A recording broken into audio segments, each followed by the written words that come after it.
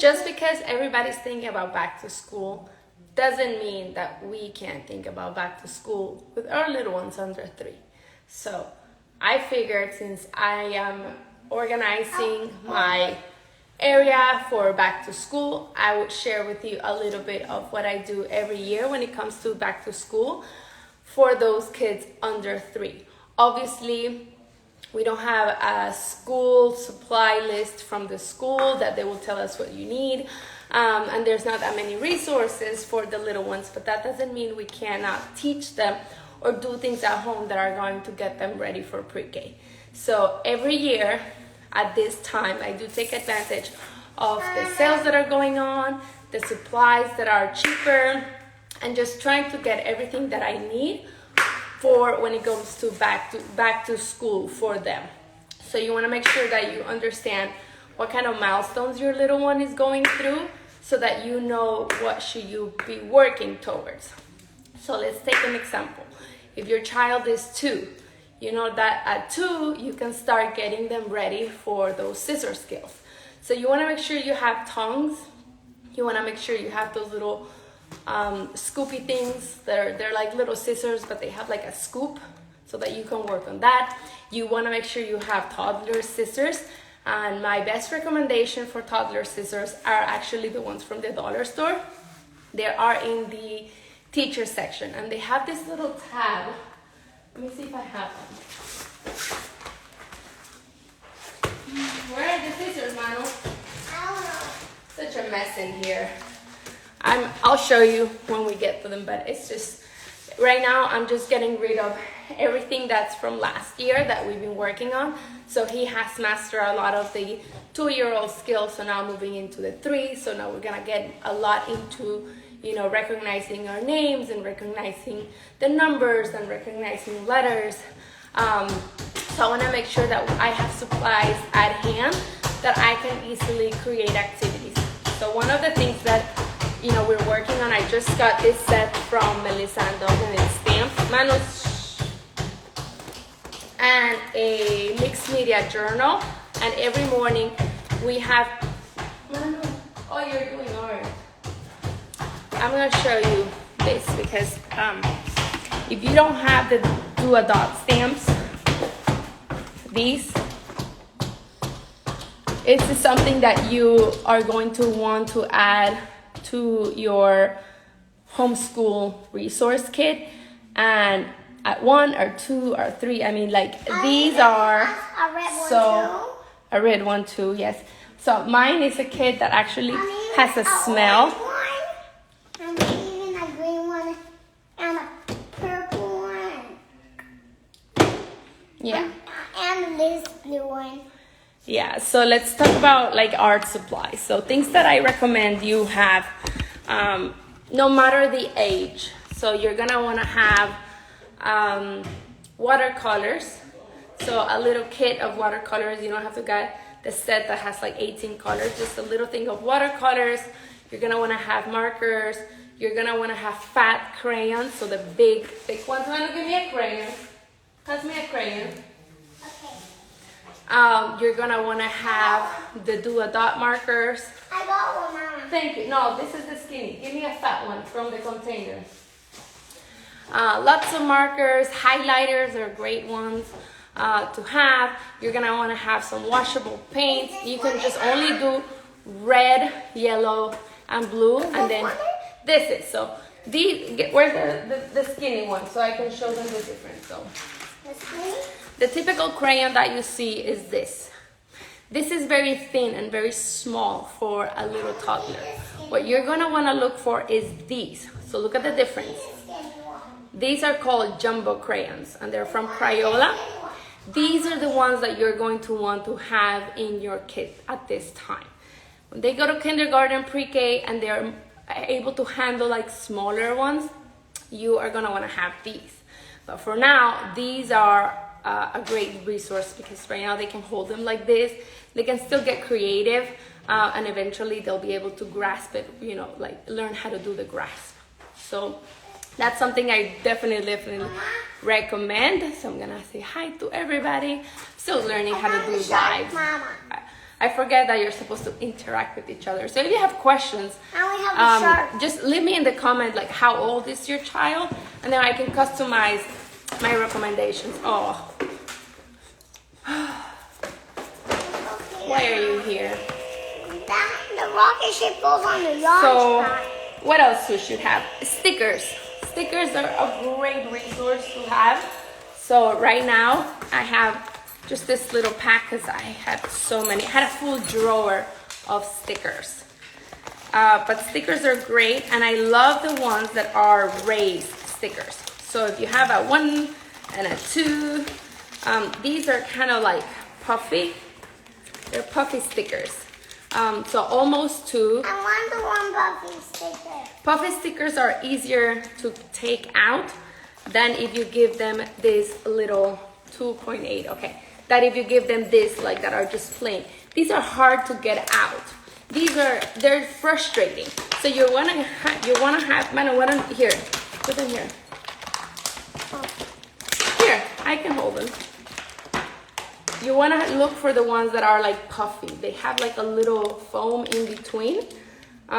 This is a great activity for fine motor skills. This could be a morning activity. Just take out some stickers and put them all over the paper.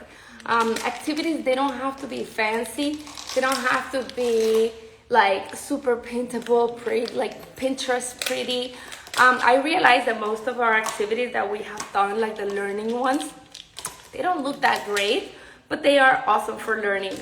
So do not get discouraged by, Pinterest. They have great activities for older kids and pretty ones. But I mean, who's gonna put this on Pinterest? Probably no one, but it is a great fine motor because you can see how they take it. So if you do have stickers, that like this one, right? That they are like hard to get out. What I want you to do is I want you to prep your stickers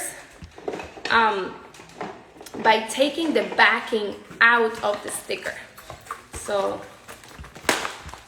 see, this one's even hard for me to get out. Imagine for a little kid. So I'm taking out the white part out of the sticker. And I want you to prep your stickers. So when it's time to play, all they have left are the stickers itself. You want to get rid of this. This is not good. So if you get a few sets of stickers, just prep them. Like I have a few prepped already. Like I have Mickey Mouse and I have happy faces. Manu, do you want to do some happy faces? No. No. I want to do some fish. You want to do some fish? We're missing more. I know, we've used all the fish. Yeah. So leave me in the comments if there's a specific questions or things you want me to address. I'm just kind of like trying to remember all the things that I usually do to get ready for the back to school. This is the time where I do spend a little bit more money into supplies. I do get a lot of puzzles. So if you have a child that's 1, you want to do puzzles that have like a handle, like these. The problem when you're like trying to organize and do a presentation at the same time. So there are different types of puzzles, and puzzles do have like an order as well. My puzzle. These have a little knot, like this. There's some that have a bigger knot, so you want to start with the bigger ones, right? If they're okay, oh my God, this dog. If they are okay with the bigger knots, then you move to the little ones. If they're okay with those, you move on to these. The ones that are raised, right? They're like 3D, but they don't have a knot, they don't have a holder. Once they're good with these, you move on to these that are, they don't have a handle, they're not 3D, they're just flat little pieces. You want to do simple puzzles, and you never want to present the puzzle already like this, because this is already made. There's no challenge for the child, right? So you want to do is you want to take out all the, stop eating everything, this dog. Here, where's your, eat a towel. We are officially going to training at 11:30 because this dog is out of control. He's cute, but she's out of control. So you want to always take the pieces apart. And you want to put them on a tray. You know, like all those Montessori things you see online? They basically put the puzzle with the puzzle pieces on a tray. And you want to put your pieces on the left. So when you're doing a sensory bin and you want them to grab things, if you want them to create a puzzle, you want to put it on the left. Because what you're teaching the brain is that left to right motion. I grab the piece, I put it in my puzzle. I grab the piece, I play with it in my sensory bin, right? This cross-body motion is sending signals to the brain and connecting, making neural connections. What's happening in the back of the brain? They're getting those initial steps for when it's time to write. So how do we write? From left to right. From left to right. How are we putting our puzzle pieces? From left to right. If you have the binder, if you have any of the activities from the binder, let's say we're gonna be working with this one, right? I take all the pieces and I put them on the left side of my thing. Tienes en español. I do have the Learning Binder 1 in Spanish, but you really can use most of them, except like when it comes to like the letter sounds in any of the languages, because they're very visual. So Look, let me Mama. see if I don't think I have my Learning Binder too. Skateboard. No, these are all the ones. Mama, Donald is in a skateboard. I've been trying to put it all in one place. But let's just take an example of this one, right? Donald is in a skateboard. They're visual, so even though Donald's in the skateboard. Donald is in the skateboard, you're doing your very nice. Let's show them how you take your stickers out. See, I took off the backing, so it's taking the pieces out a lot easier. Sorry, my wiggly hands. You take the paper off. When you suffer with anxiety and you drink coffee, you live like this. So the binders are visual. So I could say yellow, or I could say amarillo. Oops, that's not even amarillo. In the wrong place, right? So just use your language. I use a lot when I started. I use a lot of, stop eating everything this time. I use a lot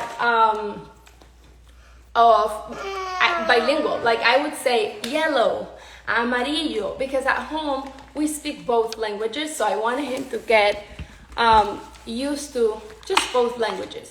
You know, there's a thing that it says one parent, one language. So if you have, you know, like let's say mom always speaks in Spanish, dad always speaks in English. And that's how you get the two languages at home. I am bilingual as it is. Like I will tell you half of my stop pushing. Here, eat your toy. Anybody has tips and tricks to train the dog? I'll trade you. I'll give you homeschool tips and you give me dog tricks, because she is unbelievably out of control. Like she's just, she tests my patience. It's like having two toddlers. It's very hard. Mama? So one parent, one language is the ideal way of introducing two languages at home. For me, it's been hard. I am naturally bilingual. Like I will start talking to you in English and switch it to Spanish. And if you've been to my classes, you'll know that I use both languages with the kids. Even if you don't speak Spanish, I will talk to your child sometimes in Spanish, give you little words. Oh my God, this dog. Give me 1 second.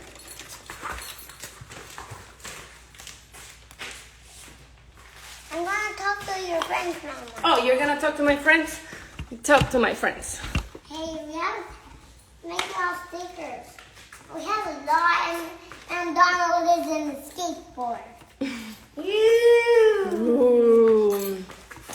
And then I put some fish in it.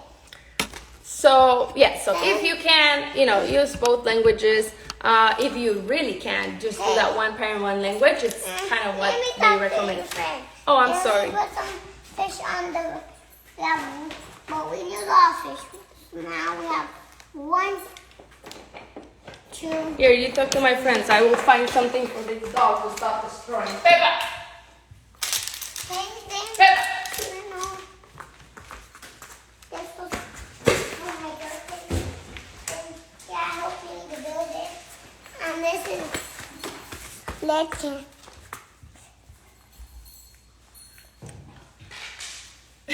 Thank you, Manu. I'll probably use them because I have legend. Thank you. So let's talk about, I guess, what can you teach at different ages. So if your child is 1, I would focus a lot on language development. So getting that language built back in.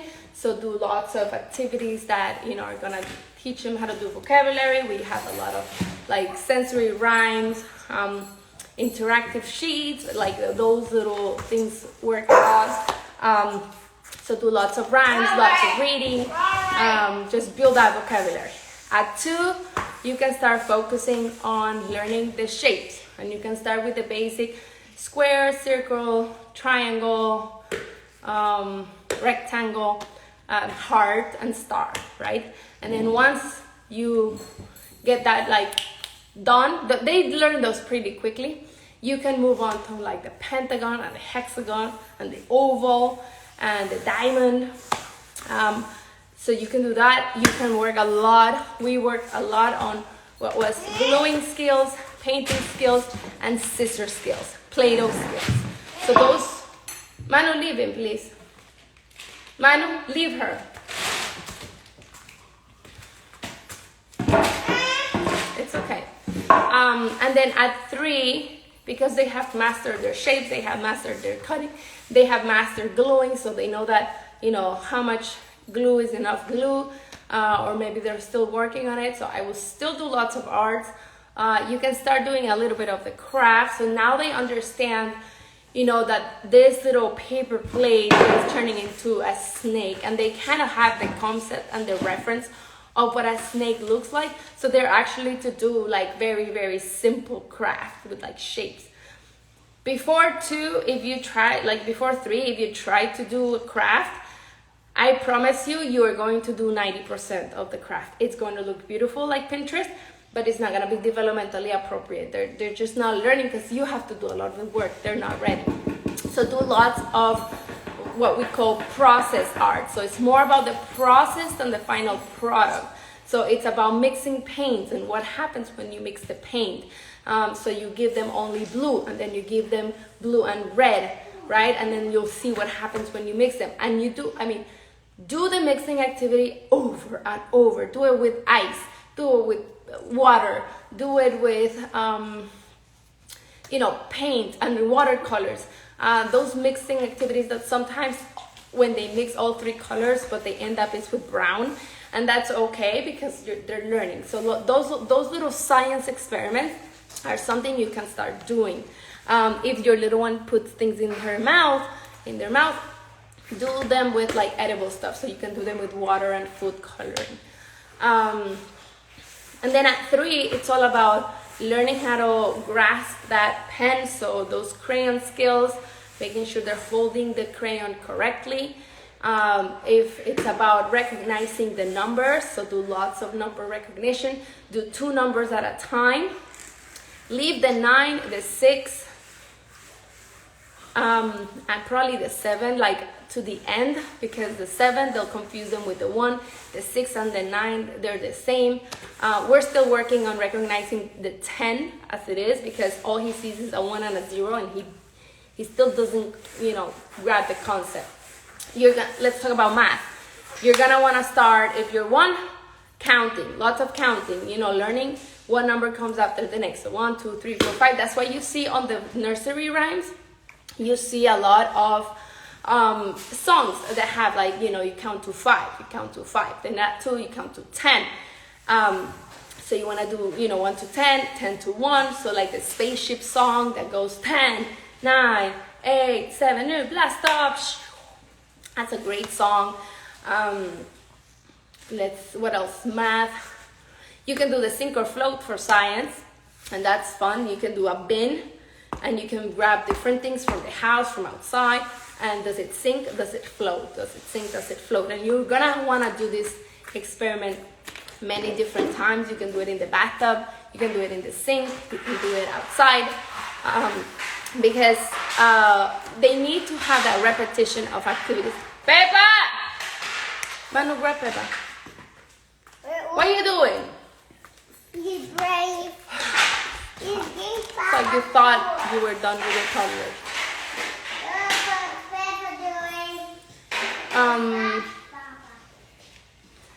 So you want to do the sink or float, you want to do counting, you want to do that one-on-one correlation, which is going to take some time, but you can do it with any activity, right? Let's say here I have some this little erasers, right? I want some erasers. Okay, on the side. Give me all erasers. Okay, let's count them, right? You do one-on-one. It's 1, 2, 3, 4, 5. And then you can put them on a table and you say 1, 2. So the one-on-one is you point as you count. You point as you count. So each little pointing has a number. So that way they'll start that, have like that one-on-one. One item, one number. One item, one number. And you can start that. When I started that at 1.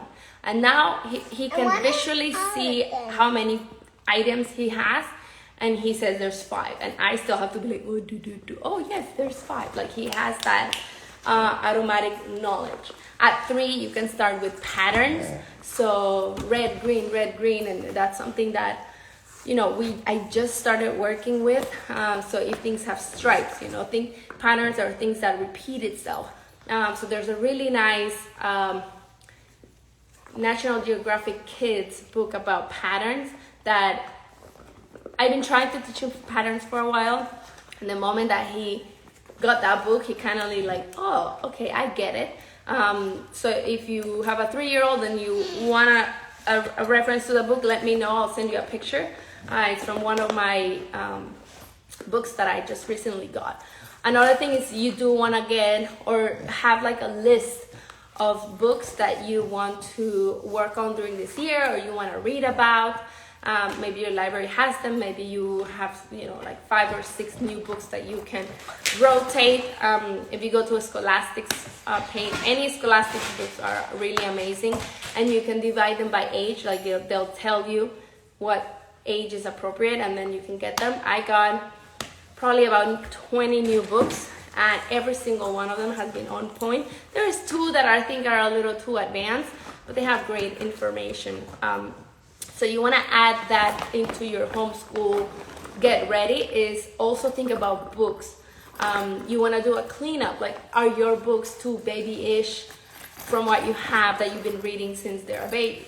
You want to make sure that you are also challenging them when it comes to reading so that you can, you know, develop with them. With your toys, like are you still have toys that are just not developmentally appropriate, that they were for babies? Maybe those toys, they're time to be put away and be replaced with bigger ones, like, you know, more challenging ones. Too. Color sorting, toys are great, puzzles, pretend play, like, you know, the little kitchen sets and, you know, beds, and as they start to learn what goes around their world, they're gonna want to start to recreate it because that's how they gather information. So I don't want to overwhelm you with like everything. I mean, I think that's plenty for you to go ahead. Maybe later on we'll go to dollar store together. We'll do a live and I'll show you a little few of the pieces that are recommended or must have if you're just starting. So before we go, if you have questions, comments, leave them below. I hope this was useful. I mean, let me know if this was useful, if sharing this information like this is something that helps you, because, you know, that's the whole idea, is to share the knowledge. What took me a while to figure out, kind of make it easy and quick for you to get. So I hope this was more than 15 minutes because, as you know, Instagram told me they will pay me if I do 4 lives in 4 weeks for more than 15 minutes. I don't even know if this one counts because it's already Monday, and I don't know if I was supposed to start, last week, but it doesn't really matter. This just pushes me to go live and just talk to you guys about it. I'm very open with what I have learned, with what I recommend, which, as you see, I don't do a lot of like sponsor posts and things like that because I don't want to feel committed. I'll show you what works for me. I show you what it has helped me, what I have figured out, and then usually because I don't find what's out there developmentally appropriate, I end up creating it, and that's how basically the binders came about. It was just me creating a resource for my son that apparently other people wanted it, and they have been a great resource for learning because you don't have to print worksheets over and over and over again. It's just a Velcro activity you do over and over, and they love that, having it in their hands and creating it. So very helpful, thank you, very useful. So I'm glad it is useful, I'm glad it is helpful. Sorry about the chaos, sorry about the big mess. This is everything, this is what, trying to teach your child at home looks like. It is hard work. You do have to put some time into it to kind of think about what is it that you're going to put in those drawers. But I promise you do that at the beginning of the year, and you're going to have an easier transition throughout the year, because when you sit together and you want to do an activity, you have it, right away. Sometimes he even goes into the drawer and picks the activity. I have a drawer that is just dedicated for those water painting activities. What is it that it's called? These. Like the water wall. This is great for, learning how to hold a pencil, and it's water, so they dry up and you do it again, and then they dry up and then they color it again. So it is a great. So I'm going to leave you to it. I want to do caca. Caca, okay. So I'm going to leave you, mommy training. Let's go. Let me know, just send me a message, send me a comment if you have any questions, if you need additional help. I'll see you next time.